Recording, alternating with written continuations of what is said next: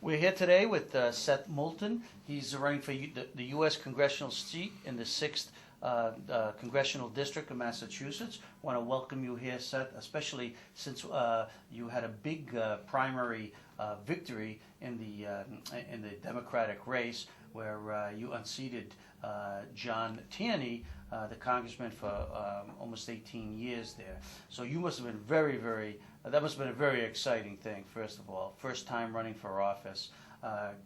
Just give us your thoughts before you give us any updates on what's transpired since then. Sure. It was exciting, but we hit the ground running the next day. And I was out at 7 a.m. at the Salem train station the day after the primary, meeting voters and talking to voters who had supported me in the primary, but also talking to a lot of voters who had supported the congressman or other candidates in the race. And there was definitely a sense that people are coming together to gear up for the general election. So we're working very, very hard, and the same spirit of hard work and belief that you have to earn every single vote is the same kind of work ethic that we're taking into the general election. How do things change? I mean, you're in a primary. It's a tough primary, and it's really difficult to unseat an incumbent these days, especially in the Democratic Party. And you did it. That was, and then like you said, you got to start right over again. But do the issues change so much now? Have they changed? And what have been the focus of some of these debates that you've been holding? No, in many ways, the choice that voters made in the primary was to choose someone who brought new ideas and fresh leadership to Washington as opposed to a career politician. And really, that's the same choice that we have in the general election. I'm running against a longtime Republican career politician. And I think voters are ready for new leadership. It's career politicians who have gridlocked Washington, D.C., and have led to the hyperpartisanship that means that nothing is getting done. So it's time to get leaders to Washington, D.C. who can actually do things for the district. And there's so much work to be done. And those issues are the same. We need to bring good jobs back to the 6th District where unemployment is higher than the state average. We need to look out for small businesses. I'm a strong advocate of reforming the corporate tax code to make sure that every business owner pays an equitable share of taxes. That means that the largest corporations in America shouldn't have a lower effective tax rate than some of the small businesses all around us. So we need that tax reform because this current system is fundamentally unfair and it hurts small businesses, many of which are in this district. We need to have equal educational opportunities for all.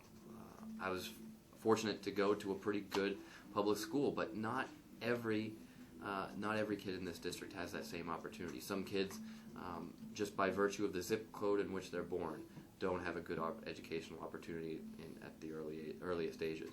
We've got to restore that. Universal pre-K, taking care of college loans. I'm still paying my college loan, so it's an issue I'm very familiar with. And we've got to look out for our veterans and our seniors to preserve Social Security and Medicare and to deal with this VA healthcare crisis. I get my healthcare from the VA, so that's an issue that I know very well. And it's something, I've been talking about that for the entire race, long before even the crisis came up in Phoenix. But it's something that we need to address, and I think that we need new leadership to do it. The other issue here is that we've got a lot of foreign policy crises overseas, and we can talk about ISIS and everything, but we've never had fewer veterans in Congress in our nation's history. We don't have a single combat veteran representing us from the House or the Senate from Massachusetts. And I think that perspective is valuable at a time when we're facing so many crises overseas and considering putting young men and women into harm's way. Your campaign mantra about Congress is broken, so why send the same person back, I think has been pretty effective. And that's why I voted for you as a resident of the 6th Congressional District. But now that you're in the general, how has that mantra meshed with the leadership of the House, as you try to get that support?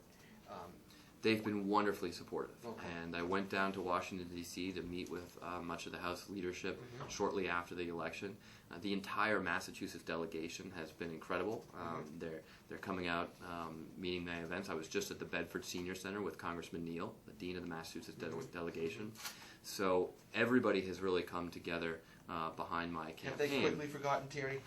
Because they were all with Tierney before beforehand, or They- at least most of them were. They respect the democratic process. I mean, that's the beauty of America, is that we have these elections, and then you move on. The voters make their decision, and we move on. And I've been very impressed and proud by how the Democratic Party, admittedly, the Democratic establishment was against me. Right.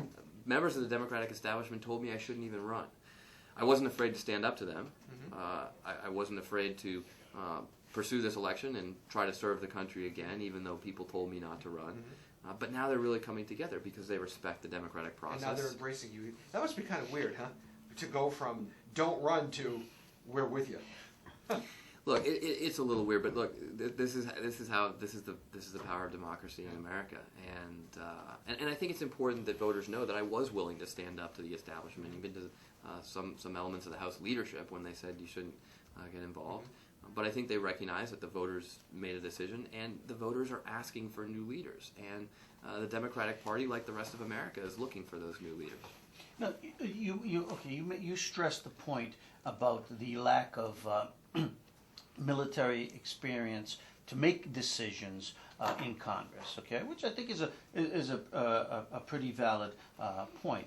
And with the global issues that we face, and we want to salute you for your service to the country for the tours, 4 tours, I believe, in Iraq and Afghanistan. That is 4 tours in Iraq. 4 tours in Iraq. Okay, that is great, and we salute your service and stuff. But now you basically were against the wars, right? Mm-hmm. Okay, both wars. Now you see Not against Afghanistan. Against Iraq. Okay, Against Iraq. Thank you for correcting me. Now, how do you look at this present situation? I spoke yesterday to Phil Balboni. Well, I listened to him at a seminar. Riveting. He was the CEO of Global Post with Jim Foley. Right. A New Hampshire native lost his life and was beheaded in a terrible situation and video and stuff. And I said to him after he spoke, I said, okay, Phil, take out all the politics. How does this play out? At some point, Saudi Arabia, Egypt, Israel, even Iran, they're not going to want these people. Someone's got to stand together and take them out. And he said to me, Jim, he said, if I were the president, I would send in the 101st Airborne right now, he says, because this will be a shame on America, the slaughter that is going to take place in Kobani if they are allowed to do this. And he says, Turkey's not going to do anything. He says, and it's only up to America to do this. Do you agree with that? I think our policy, from the president on down, should be to defeat ISIS. ISIS is a national security threat to the United States of America. They have killed Americans abroad, brutally, and they've made clear their intentions to kill Americans here at home. But in making that declaration, we get to reserve for ourselves the decisions on the means and the timeline to accomplish that mission, to defeat ISIS. And when I look at the situation today, I think it's important to look at how this started. When ISIS had this dramatic expansion from Syria into western and then into northern Iraq, they didn't just defeat the Iraqi army. The Iraqi army put their weapons down and went home because they had lost faith in Prime Minister Maliki's government. So the fundamental problem in Iraq today is a political problem. It's a political problem, not a military problem. And the problem is that if we go in and solve the Iraqis' military problem for them, we risk having to go back there again and again because we're not addressing the underlying issue. So that's very important when we look at whether or not we should put ground troops into Iraq or Syria today. And this really shouldn't come as a surprise because when Ambassador Crocker and General Petraeus came back to report on the surge to Congress, they basically said 2 things. One, militarily the surge has been tremendously successful, far exceeded everybody's expectations. But on the political side, we've not made as much progress as we need. So their prescription was to send more political advisors to Baghdad, to have a diplomatic surge. But that really never happened. We built the largest American embassy in the world in Baghdad, but left it half full. So without that political mentorship that we really knew the Iraqis required, they developed a very sectarian government, and they lost the trust and support of the people of Iraq and of the Iraqi army. Now, the Iraqi army actually outnumbers ISIS by something like 30 to 1, even more if you count reservists. They have planes, artillery, tanks. I've worked with these guys. There's no reason why they shouldn't be able to deal with this threat. But what America should be doing is making sure that we fix the political situation so that the Army can feel like it can do its job. Because at the end of the day, Iraq has got to be able to defend its own borders and protect its own people. And that is the only long-term solution to this crisis. Now, I agree with the president when he conducted the airstrikes to save the Yazidis that were in trouble on the mountain. I mean, that was going to be a genocide, and he had to take care of that.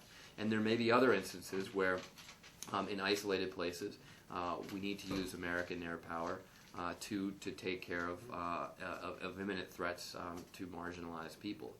But at the end of the day, we've got to make sure that if we put any American ground troops into Iraq or Syria, it's only with a very clear strategy, and I don't see that today. So in response to his question, it sounds like you would say no. From what I've seen today, I don't believe that we should be putting ground troops back into Iraq, and certainly not into Syria. And I think that without a comprehensive plan, I think Democrats and Republicans have both said that. I mean, the comprehensive plan I would see is to get the Iraqis to do their job, because in the long run, how are we going to do that? I mean, that's going to take years. But haven't we already and started? all the while, ISIS is just going to grow and get stronger. No, it doesn't have to take years. It doesn't have to take years. The Iraqi army is actually one of the most stable and strong institutions in the country. It's the political will you have to galvanize. Right. Well, that's right. But we have. I mean, we had gotten the Iraqi government to a place where it was really going in the right direction. We didn't continue that mentorship. It's a huge step in the right direction that we've already gotten rid of Prime Minister Maliki. So things are moving in the right direction. But we can't lose sight of the underlying cause of these problems, or we'll be in Iraq and in the Middle East for the next 30 years, and we shouldn't do that. If you are elected and you go to Congress, I mean, under what circumstances should the United States go to war? We should only go to war when our national security interests are in dire threat. And we have to, I mean, the role of Congress is to really act as a check and balance on the administration, to make sure that if we're going to put young men and women into harm's way, it's only with the most careful consideration. Now, in a debate earlier today, Senator Richard Tassay said that he would give the president the benefit of the doubt if he wanted to put ground troops into Iraq or Syria. Well, that's what Congress did in 2003. They gave President Bush the benefit of the doubt. And what happened? 4,486 young men and women lost their lives. 4,486 parents lost a son or daughter in the Iraq War. So I will never give Washington the benefit of the doubt. I will ask the toughest questions, and I will show up with the experience of being on the ground in the Middle East and the credibility to make sure that we only have a very clear strategy and have exhausted every other alternative before we put young men and women into harm's way. How would you compare and contrast President Bush's handling of unrest in the Middle East back to 2003, as you mentioned, to President Obama's handling today?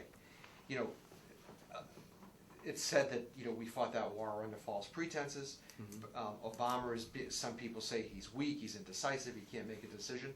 How do you read that, and do you agree with those assessments? I think it was a mistake to go into Iraq. I think we did the right thing to go into Syria. Yeah. Afghanistan. Yeah. I've often brought up, the idea. Think about if most members of Congress had a son or daughter in the military. Now, do you really think we would have gone into Iraq? I don't think so. I think we would have gone into Afghanistan. I'm not saying that would make Congress into a pacifist organization, but I think that we would not have gone into Iraq. Now, President Obama inherited all these problems from President Bush. Not just the economic problems that have been talked about a lot, but the foreign policy problems, including this chaos in the Middle East. And it's been a very difficult situation to navigate.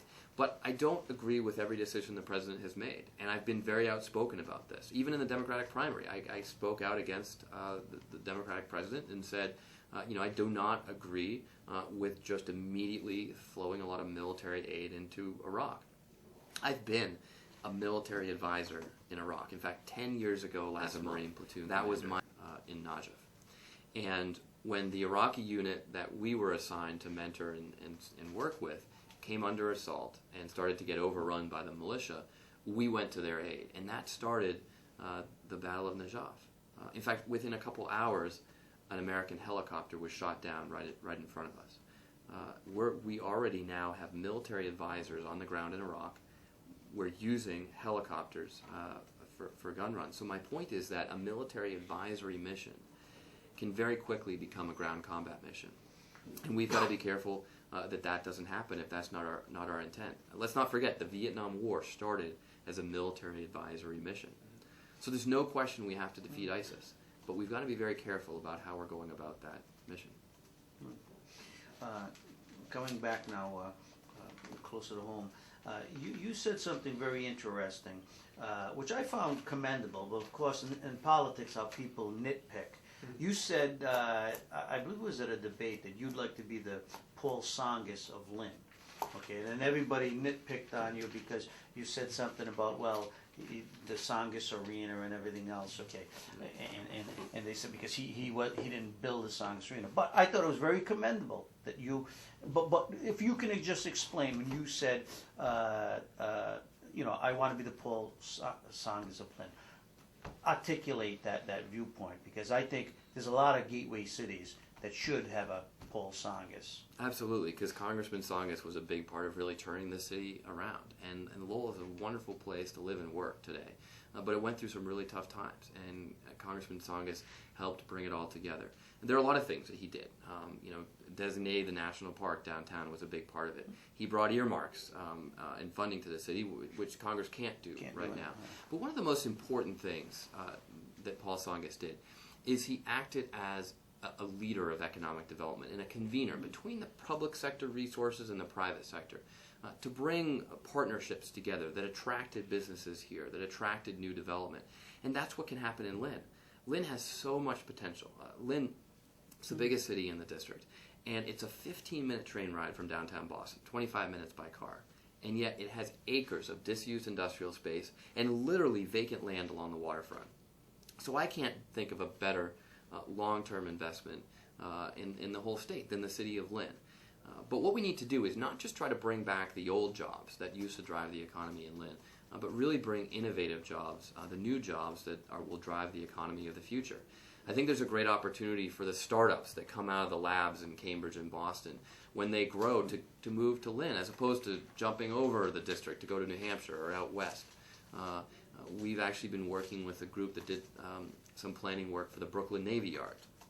The Brooklyn Navy Yards did this for Manhattan. It's a tremendously successful development just across the river, where startups that begin in New York City go, or the Manhattan go to expand. And that is one of the things that can happen in Lynn. We're working with local leaders. We're listening to people on the ground who have started small businesses in Lynn. Senator McGee, Brendan Crichton, others in the community who were a part of this. Senator McGee just had a big win when he helped get the ferry back to Lynn. And there was a great article recently about the economic development that's come just in the first few months of having that ferry back. So I'm looking forward to working with local leaders, both at the state level and in the business community, and the educational community and other places to drive that economic development in Lynn. Another great resource is North Shore Community College, and now the Essex ID and North Shore Technical School combination, because they can not just be an engine of growth for existing job holders who want better job training, but really serve to attract new businesses to the area. Now, Paul Tsongas was also known as a fiscal conservative. Did you know that? I mean, he wrote the book, A Call to Economic Arms, which President Clinton used as his blueprint after Paul Tsongas left the presidential race in 1992. Right? Now, would you classify yourself as a fiscal conservative? I've always described myself as socially liberal and fiscally balanced, because I think that we need to look at responsible cuts in government at the same time as we make sure we level the playing field by making sure that everybody pays a fair share of taxes. It's wrong in America when the largest corporations and some of our wealthiest citizens pay lower tax rates than the middle class. That's wrong, and we need to fix that. But I'm also someone who's going to go to Washington and look for places that we can cut spending. I spent a lot of time in the Department of Defense. I know that there is waste in the Department of Defense. The Army is getting tanks that they didn't even order. because some members of Congress just want that business for their district. So we've got to be responsible about government spending and the size of government. We've heard that a lot about the military waste and spending, and through the election cycles you keep hearing it, and nothing ever happens because the bureaucracy is so strong and just pushes in one direction, and battleships that are even not even necessary anymore, or archaic, are still being built. Okay, jobs and everything else. So how does one person raise their voice to a level, and I go back to the movie like Charlie Wilson's War, I mean, how do you get that? How do you get through? How do you get that done? It's a great question. And in fact, when I went to the war, people said to me, Seth, you're going to be one of 155,000 troops in Iraq. What difference can you possibly make? And yet I saw every day in that war the impact that real leaders could have. People who are willing to stand up above the fray, to do what's right, even when it's not necessarily politically popular or easy. You can have an impact. So what does that mean in Congress? For one thing, it means you've got to be willing to work across the aisle, because it's only by reaching bipartisan compromise that we can really advance legislation. And I looked at some of the younger members of Congress, like Congresswoman Tulsi Gabbard. She's a veteran Democrat who was just elected in 2012. She went to Washington and established what she calls a future caucus with a moderate Republican, and they are trying to advance legislation to break through the partisan gridlock in Washington. And I think that's the spirit of leadership that we need. I was honored recently to be recognized by Mayor Bloomberg as one of 10 candidates in the entire country, House, Senate, Governor, one of only 10 candidates in the whole country who he recognizes as someone who can work in a bipartisan fashion to get things done. I mean, that was an important decision. He could have chosen Senator Tassé, but I'm very proud that he chose me because I have a real commitment. He did choose some Republicans, right? He did. Republicans Baker, and right? Democrats. It's coming into campaign for Baker. Oh, okay. Republicans and Democrats. 10 candidates, Republicans, and I think it was evenly split between Republicans and Democrats across the country, who he thinks have shown an ability to work across the aisle. When I was in the Marines, I didn't have a platoon of all Democrats. What do you think could happen in Washington, D.C. that would have the most effect on breaking the gridlock? Just briefly, a new speaker, 20 new congressmen, what would have the biggest impact to break that gridlock, do you think? The biggest impact would be breaking the Republican majority in Congress. Okay. And breaking that landslide, that completely unbalanced situation. And that's the problem with sending another Republican from Massachusetts and Senator Tassé, because it's just adding to that majority. It's just adding to the majority that's shut down our government, the majority that's fighting against women's rights, the majority that's tried to cut veterans' benefits, the majority that's trying to privatize Social Security. And that majority right now in Washington is being controlled by the far right. Yeah. I mean, even the Speaker, John Boehner, tried to. But you and Richard Tassé, basically, I mean, you see eye to eye on a lot of issues, don't you? I mean, where do you think are the most glaring differences? Well, I mean, I think he's socially moderate too, and fiscally balanced. But I mean, well, yeah, I mean, he's not one of those, one of the 60 Tea Party guys. But this is the problem: is that when you lend support to that majority in Congress, you're lending support to the majority that is controlled by the far right. I mean, even the Speaker, John Boehner, tried to prevent them from shutting down the government, but he couldn't. He couldn't do it. He couldn't. So the idea that a freshman Republican from Massachusetts is going to somehow have more influence on the Republican Party than the Speaker of the House, I think is a little bit ridiculous. Okay, recently, and you have to believe me on this, I forgot the name of the report, but a new report came out that said Massachusetts, the middle class is vanishing. Mm-hmm. If it hasn't vanished already. This is true. There's the haves and the have-nots, okay? And even though I've heard things and read things in the past, I didn't realize the gap had widened. I should have known better, but the gap had widened so much that now there is that big hole in the middle and stuff. And that has a lot of consequences for the future going forward. The job opportunities, educational opportunities. I mean, what do you think Congress, not only yourself, but Congress should be doing, or the delegation as a whole, the Massachusetts congressional delegation, to seriously change that imbalance that has been getting it's just getting wider and wider. It is, and I hear about this every day. I saw it at the Bedford Senior Center where I was just before this interview. When I meet voters, they're concerned about this. Before that, we went to Prince Street Bakery in Bedford, where this amazing family that used to have a shop in the North End is really trying to make it work in the community. But it's a tough go. It's a tough go. Healthcare costs are high. Insurance costs are high. Just trying to pay the rent and make ends meet with a small business is not an easy thing to do. And they are the engines of growth in our economy. So we've got to do more to support them. There was a study, I don't know if it was the same one, that came out that asked Americans how much more do you think the top CEOs make than all of us? And the answer was most people think they make about 30 times as much as the average worker. Actually, they make about 300 times as much. 300 times as much. So there's this huge gap. 30 times is about what it was in the 50s and 60s, but it's widened dramatically. One of the things we need to do is we've got to reform the tax code so that people pay equitable tax rates, because it's an often used anecdote, but it's true that Warren Buffett pays a lower tax rate than his secretary. That's fundamentally wrong. That's fundamentally unfair. And he has called for it. And if we were able to do that and ensure that the largest corporations and the wealthiest among us pay their fair share, we wouldn't have such a big budget deficit either. Another thing we've got to do is stop corporations from shipping their profits overseas so that they don't have to pay U.S. taxes. Because that's another thing, these corporate inversions where they play tricks with the tax code and put subsidiaries in places like Ireland where they're able to just basically avoid U.S. taxes. Now, if we were able to close those tax loopholes, then we would actually be able to lower the corporate tax rate, and that would make American businesses more competitive across the globe, and it would be good for all the small business owners in this district who are trying to make ends meet.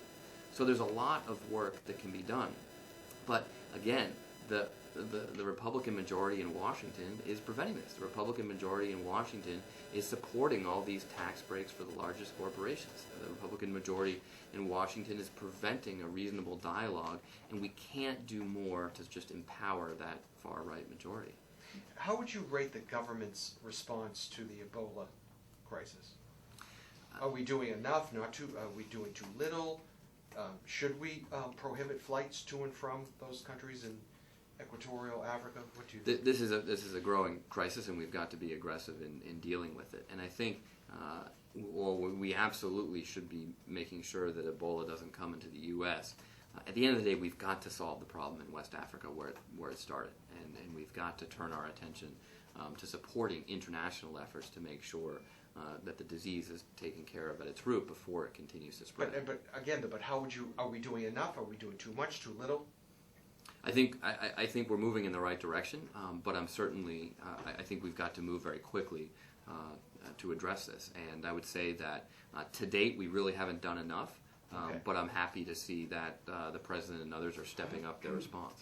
Some of the top Republicans in Congress have actually called for a prohibition of flights to and from those countries. Do you think that that's a good idea?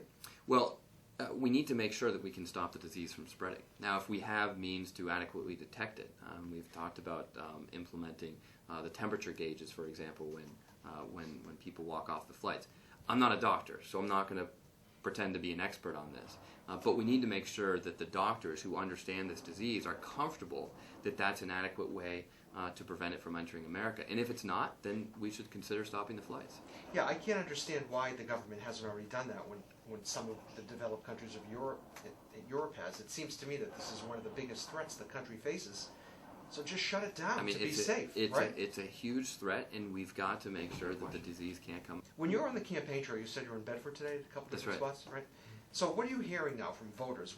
What's hot on their minds when they meet a fellow like you who's trying to get elected to Congress? What are they telling you? What are they concerned about? Well, I talked a lot about the concerns of small business owners and the concerns of people who are looking for jobs.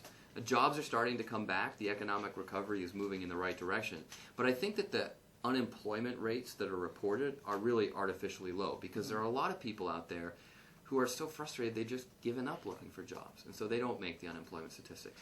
There are others who are underemployed, who are doing part-time work when they really want to be doing full-time work, and they aren't fully accounted for in the statistics. But what are they telling you? What's on their minds? What do they want you to do? Well, what I'm saying is that these are their concerns, that small business owners can't make ends meet, that a lot of people are looking for jobs, that we need more jobs coming to the district.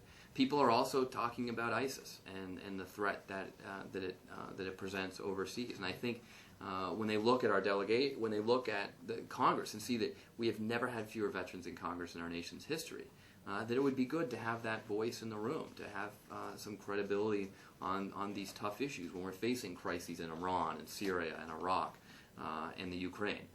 These are very difficult issues, and we need some people in Washington who have the experience and the credibility to address them. Did they bring up Ebola? I've heard about Ebola as well. It's just in the past week or so that's really caught people's attention since the patient died in Texas. I think that really brought it home to Americans that, wow, this is not just a problem overseas. This is a global, interconnected world.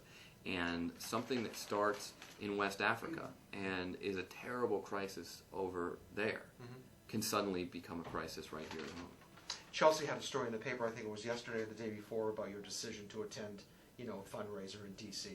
rather than debate to say. So can you just tell us your thought process in making that decision and why you thought that was the better place to be? I think we have 6 debates in this race. We had 2 just this morning. So I look forward to debating Richard Tassay, and we'll do an awful lot of debates. But the presidential race only has 3, and I think we can get by with 6. So we always try to make these things work in an incredibly packed schedule, but I think we're doing a pretty good job. But had you committed to that WGBH debate? We had a schedule conflict, and we couldn't make it work. But I went in and I saw Emily Rooney yesterday and said, I'm very sorry we couldn't make it work, and we're already trying to find a time to get on again. Mm-hmm. Was your trip to Washington, D.C. worth it? No. This wasn't. I didn't do a trip to Washington, D.C. This was a fundraiser. Didn't you meet with Wasserman? No, It was here. No, it was a fundraiser in the district. Oh, okay. So the Congresswoman, the chairwoman of DNC, was kind enough to come here and meet local voters in Swampscott and do an event. Have you met with the Congressman Tierney since the primary at all to discuss this race and everything? And is he going to endorse you, or has he come out and endorsed you? I haven't met with him, but I've met with a lot of his supporters, both his activists, some of his staff, and many of the voters who supported him in the primary and have supported him for years. And we're really doing a lot to reach out to them. And I've made it clear that in the same way that from day one, as I've gone around the campaign trail, I've said that you don't get a vote just because you have the right party label or an interesting background or resume. You've got to earn the trust and support of voters in the district. And I've said that to them too. I said, I don't expect you to vote for me just because I'm a Democrat. I will work hard to earn your trust and support. Would you accept his endorsement if he does endorse you? Sure. Now, your mother and father, they still alive? They are. They're still working every day. Okay, what did they say that night of the primary? Okay, when you won, okay, and I don't know, maybe... We're proud of you, Seth. No, but I mean, really, I mean, you're fighting for your life where you're away, and they're concerned about you every day.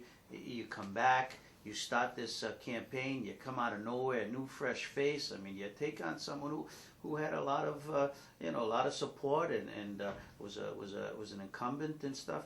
I mean, what was the feeling like up there? I mean, and what did they say to you? They're very proud. They're very proud, and I think they're proud of me, but they're proud of the American system too, because we don't have a lot of money in my family. My parents still work every single day, even though they're at retirement age. My dad works in the golf shop. My mom works at Mass General Hospital, managing one of the offices there. My brother and sister. My brother's a newspaper reporter with the Lynn item. My sister is a public school teacher. She teaches high school history. So we're a very middle-class family, and it's a great story of American democracy. That coming from those roots, without a lot of political connections or a big family name or a lot of money saved somewhere, that we can participate in the political process and even beat the establishment. So that's an important story about our democracy. And even though there's so much that's broken in Washington, D.C., and that's a big part of, I think, why the voters want to send a new leader to represent us, there's also a great story about the power of the democracy that we all treasure that still exists. And you could feel the energy in that room at the VFW, very cozy spot at the VFW in Salem. But there was so much energy and enthusiasm in that room. And everybody in that room had worked hard to earn this. This isn't about me. This is about my team, the supporters out there, every single voter who came out in the primary, and that's exciting to see. And I see that same energy out there on the campaign trail now. Did you hear from a lot of your buddies from the service after you won it all? I've never received more text messages in my entire life. It took like 2 weeks to go through all of them. Yeah. The emails, the phone calls coming in from across the country, even across the globe, but of course also from an awful lot of people right here in the district. It's encouraging.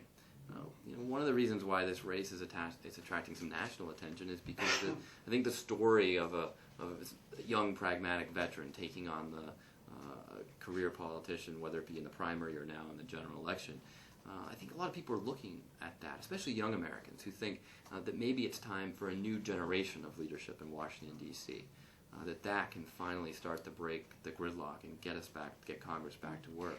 So there are other young veterans, and not just military veterans, Peace Corps or City Year veterans, other folks who have served the country in some way and are now looking at the possibility of serving the country again. There's no doubt that Tierney was a career politician, but and maybe you can enlighten me here. But do you think it's fair to say career politician? I mean, what did he do? 3 or 4 terms in the state senate? He was first elected. Was he a rep too? But he has his own business. Yeah, Yeah. I mean, He was first elected when I was 6 years old. He's been a career politician for a career so Republican you're sticking by that. a long time, and since the 1980s. So, and he was the head of the Republican Party in Massachusetts. And it's worth saying that even as he was as recently as 2010, he was the head of the Republican Party, and yet the Republican Party, even in Massachusetts, just passed a platform that's against equality. And so if We asked him about that. If He didn't Senator- go to the convention. Right, but a senator to say can't even influence the Republican Party in Massachusetts to do the right thing. Yeah. I can't understand how he could possibly stand up to the extremists in Washington, D.C. Well, did you read Chelsea's story? We talked to him about that. But All right. I want to focus on Seth here. okay. What are 2 or 3 things that I know? Like Nikki Sanger, she's carved out a real niche for herself on the House Armed Services Committee.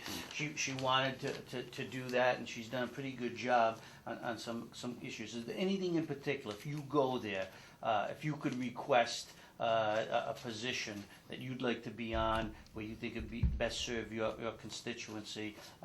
You given any thoughts to that at all? What you might want to do?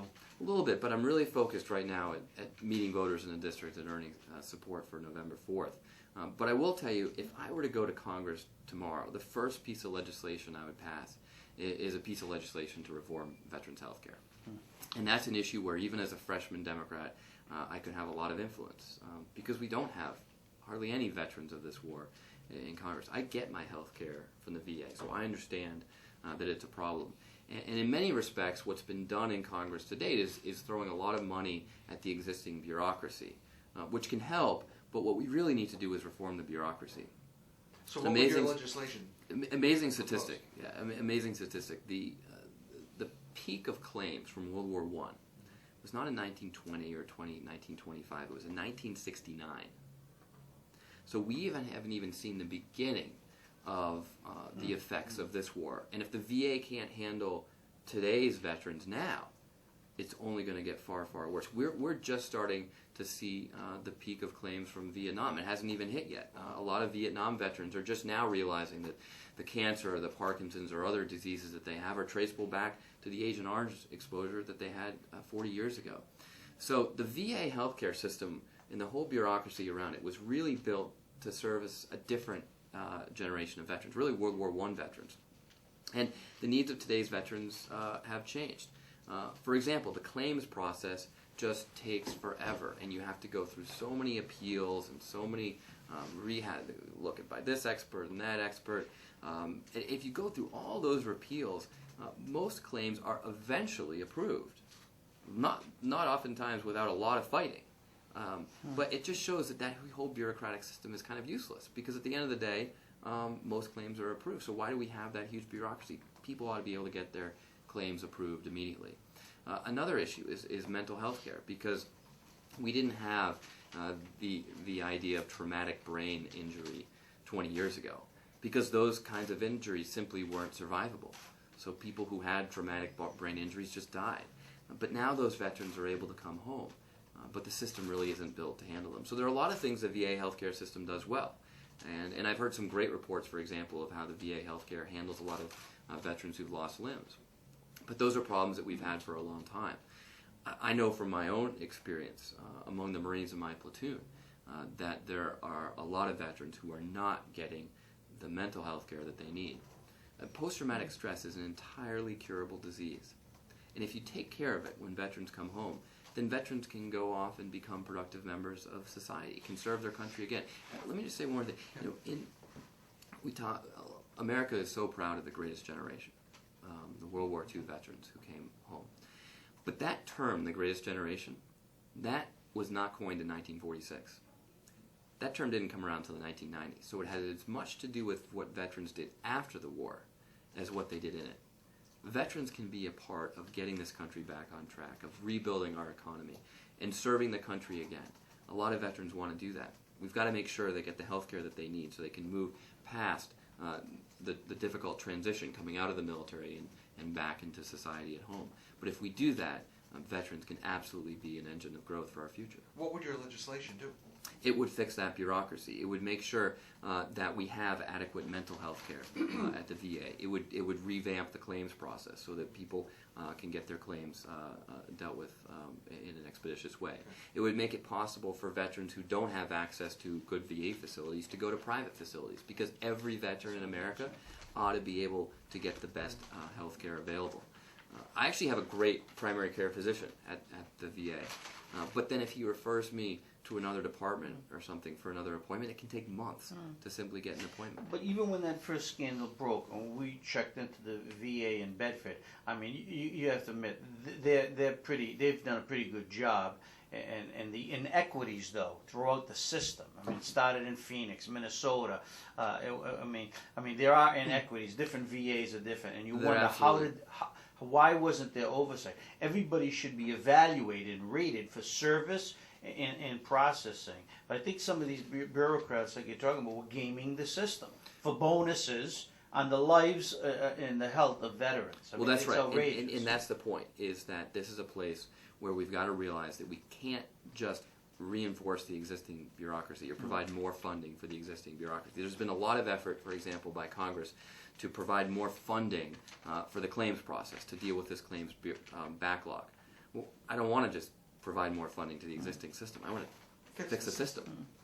Do you have any sense that this new guy that the president appointed has gotten any traction or has had any significant impact? I know it's only been, a couple months. I've heard good things, but I think it's probably too early to tell. Well, Seth, I want to thank you for coming in today. We're going to give you 1 minute. You look right into the camera and tell the constituents why they should vote for you on November 4th in the 6th Congressional District race. Well, thank you very much. It's a pleasure to be here, and thank you for giving me the time. It's time for new leadership in Washington. We've got to break through the partisan gridlock that has held our country hostage. There's so much work to be done, and you've got to be able to work across the aisle to do that. Right here in the 6th, we've got to bring new jobs back here, and not just the old jobs that we had in the past, but new and innovative jobs. It's taking care of the fishermen in Gloucester and making sure they can fish. It's reinvigorating Lynn. It's making sure that all the med tech companies in Burlington have the ability to grow. It's making sure that small business owners across the district have a tax code that's fair and equitable and allows them to compete and grow against the largest corporations in America. It's looking out for working families that are struggling to make ends meet every single day. It's making sure that we have equal education opportunities for all, that we deal with the college loan crisis, and that we have universal pre-K. And it's taking care of our seniors and veterans, ensuring that Social Security and Medicare are preserved, and that we get the absolute best health care for our veterans. Those are the things that I will work on as your next congressman, and I would be proud to have your vote on November 4th. Thank you very much. Have the ability to grow. It's making sure that small business owners across the district have a tax code that's fair and equitable and allows them to compete and grow against the largest corporations in America. It's looking out for working families that are struggling to make ends meet every single day. It's making sure that we have equal education opportunities for all, that we deal with the college loan crisis, and that we have universal pre-K. And it's taking care of our seniors and veterans, ensuring that Social Security and Medicare are preserved, and that we get the absolute best health care for our veterans. Those are the things that I will work on as your next congressman, and I would be proud to have your vote on November 4th. Thank you very much. Appreciate it.